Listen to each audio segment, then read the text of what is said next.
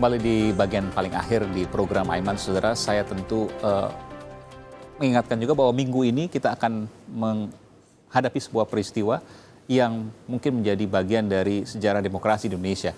Dan besok kita mulai melakukan gelar perkara, dan Rabu tadi disampaikan oleh Pak Rikwanto akan ada penetapan status tersangka atau tidak tersangka dari Pak Ahok yang kemudian menjadi topik pembicaraan kita juga hari ini. Tentu dua hal itu, baik tersangka maupun tidak tersangka, menjadi tantangan tersendiri, baik bagi para pemerintah maupun juga bagi para publik. Saya berikan informasi ke Mas Kiki, Prof. Kiki. Yang pertama terkait dengan soal kudeta. Mulai dari situ sekaligus sebagai Jadi kalau pesan kita terakhir bicara tentang damai dan berkeadilan. Potensi kudeta, saya nggak melihat ada gejala ke arah sana ya. Karena semua sadar, termasuk TNI sendiri, nggak ada orang perwira bodoh yang berpikir kudeta akan sukses gitu. Itu satu. Yang kedua, yang lebih berbahaya bagi saya adalah ini kontestasi nilai-nilai. Ini bukan pertarungan politik, sekedar pertarungan politik. Ini bukan sekedar pertarungan politik. Bukan. Lalu? Bukan. Ini kontestasi nilai-nilai antara yang menekankan pluralisme, yang menekankan religiositas gitu.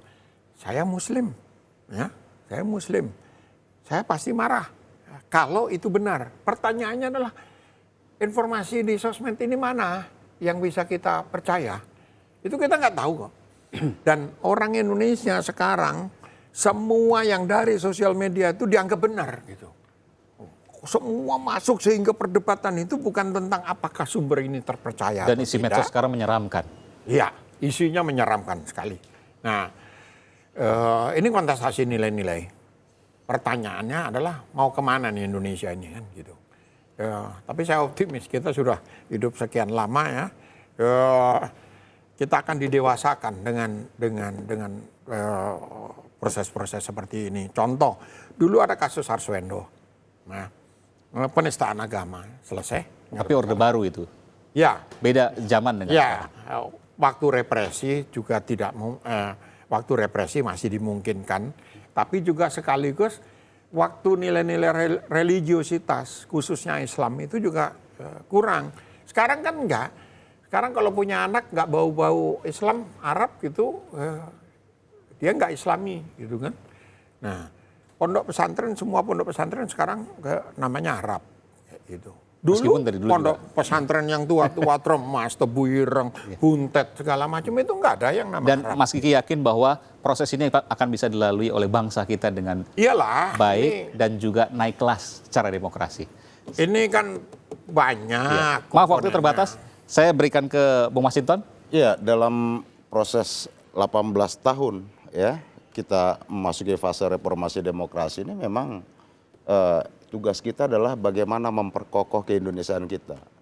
Tugas kita ini adalah juga menjahit keindonesiaan tadi. Jika ada yang sobek sedikit, maka tugas kita lah untuk menjahitnya, merangkainya kembali. Nah, dalam fase reformasi demokrasi ini kita harus memperkuat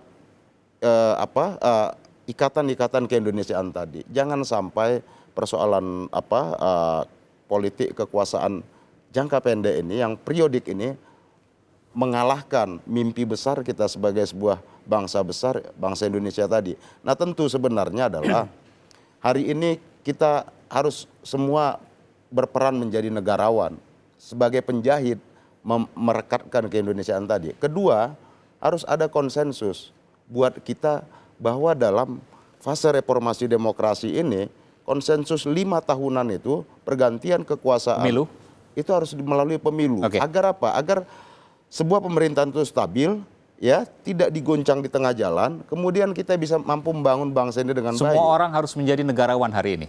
Semuanya harus begitu komitmennya, karena itulah mimpi besar kita. Pesan sudah disampaikan. Bangsa Indonesia tadi. Pak Syarif Hasan, Wakil Ketua Umum Partai Demokrat. Saya sepakat. Pertama, kita harus menjaga NKRI ini. Kita harus menjaga betul-betul proses demokrasi yang sudah kita lakukan selama pasca reformasi kemarin ini, dan khususnya saya katakan lagi secara tegas selama 10 tahun terakhir pemerintahan SBY, bagaimana NKRI dijaga, keberagaman kebinekaan kita jaga dengan bagus, dan kita saling menghargai, dan betul-betul hak rakyat yang dibutuhkan itu ada rasa keadilan oleh rakyat. Jadi saya juga sangat sepakat bahwa mari kita tenangkan masyarakat, seluruh rakyat Indonesia, kita menatap ke depan karena apa yang harus dilakukan oleh pemerintah ini adalah sebenarnya adalah keberpihakan kepada rakyat. Nah sekarang yang penting juga kedamaian yang dibutuhkan oleh rakyat harus disertai dengan keadilan. Ya. Sehingga salah satu keadilan itu adalah apa yang diinginkan oleh para pendemo 411 itu adalah mungkin rasa keadilan yang diinginkan. Dan proses hukum telah berjalan saat ini. Nah, dan itu kan proses hukum. Nah apapun ya tentu kita harus menyikapi dengan positif. Karena yang kita pentingkan di sini adalah sebenarnya adalah keutuhan. Ada rencana Pak SBY kan ketemu dengan Pak Jokowi karena yang belum ketemu kemarin Pak Jokowi dan Pak SBY. Safari politik yang dilakukan oleh Presiden Jokowi saya pikir itu adalah merupakan bagian daripada untuk memberikan ketenangan kepada masyarakat. Untuk memperlihatkan bahwa mari kita bersatu bersama-sama untuk menjaga NKRI ini. Sehingga ke depan kita dapat memperjuangkan betul-betul adalah semua keinginan rakyat. Kita ingin menginginkan rakyat itu sejahtera. Masih terdapat kemiskinan yang harus perlu kita turunkan. Masih banyak PR. Masih banyak PR. Jangan dihabiskan energinya hanya untuk ini. Dan saya juga sepakat bahwa mari kita jaga demokrasi ini sehingga kalau ada yang tidak setuju ya kita lihat nanti 5 tahun ke depan itu betul-betul kita ada kesepakatan, tinggal ketemunya yang belum ini. Kesepakatannya sudah, pernyataan tinggal ketemunya yang belum. Nanti kita tunggu Pak Syarif. Terakhir ke Mas Gun-Gun. Kalau saya sih melihat begini, ini ujian daya tahan demokrasi kita. Ujian daya tahan demokrasi? Ya, karena bagaimanapun pasti benturan itu terjadi.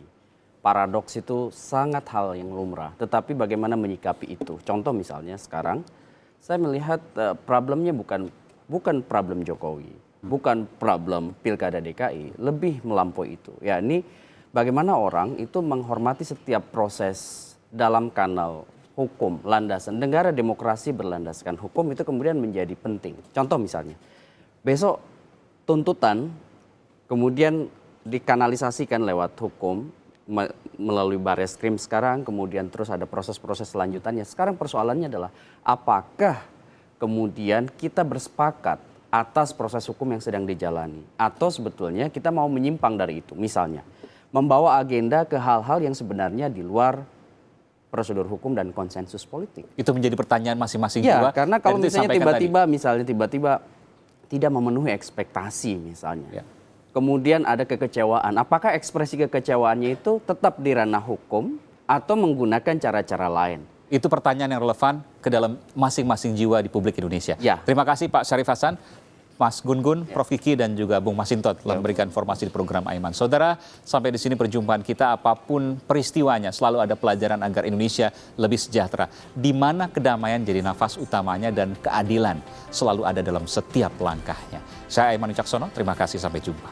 Salam.